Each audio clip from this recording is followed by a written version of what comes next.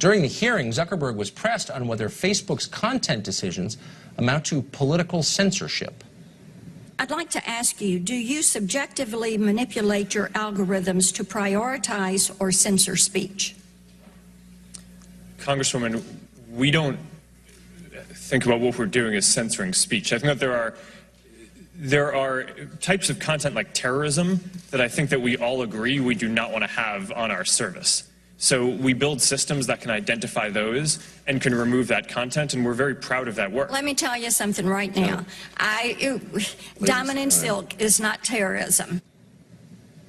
Notice he didn't deny censoring speech because, of course, Facebook does it all the time. And here's an example. Eric Nesbitt is a Republican candidate for state Senate in the state of Michigan. His online campaign announcement was recently rejected by Facebook for containing what they called shocking and disrespectful material. Facebook now says that rejection was a mistake. Now they've been called on it. Eric Nesbitt joins us tonight to explain. Eric, thanks for coming on. So what exactly about your announcement was determined by Facebook or its famous algorithm as disrespectful or shocking? Still trying to figure that out. It was just announcing my candidacy for the state Senate last week here in West Michigan, and I talked about limiting government, lowering taxes, lowering our auto insurance rate, and defending the unborn, and protecting our Second Amendment rights, and visiting my website, votenesbitt.com. That's all I was going for. And, well, I think when you got to defending the unborn and protecting the Second Amendment, you don't think that's to Facebook? If you live in Menlo Park, that's not shocking?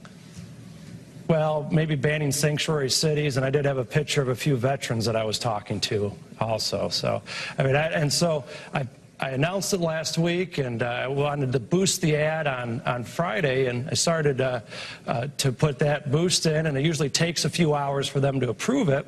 I got home around 6 o'clock on Friday night, and that's when they sent me that message saying that you're not following our advertising policies. And I was kind of taken aback because I was going to spend a few $100s trying to get known a little better in 2 counties north of where I live, in Allegan County and up in Kent County, in Kentwood and Gaines. Yeah. And I figured, well, I'll ask my Facebook audience whether Facebook's censoring conservative thought. And I think the answer came pretty, was pretty open from my followers. So Facebook says it's a mistake. Do you think this the kind of thing happens equally to Democrats running for state Senate seats in Michigan? I haven't heard of anything on this nationally or other places. I mean, I have a good conservative record in the House. I was named by Hillsdale College as the Alumnus of the Year for being a conservative reformer.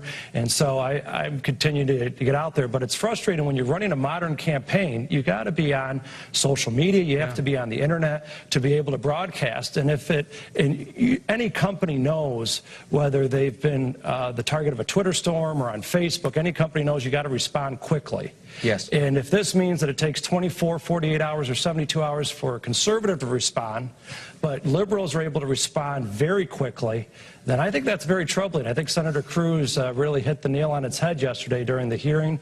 Congressman Walberg went after it today, and so did Fred Upton. Yeah, it's a massive amount of power for social control. We should be worried. Eric, thank you for joining us.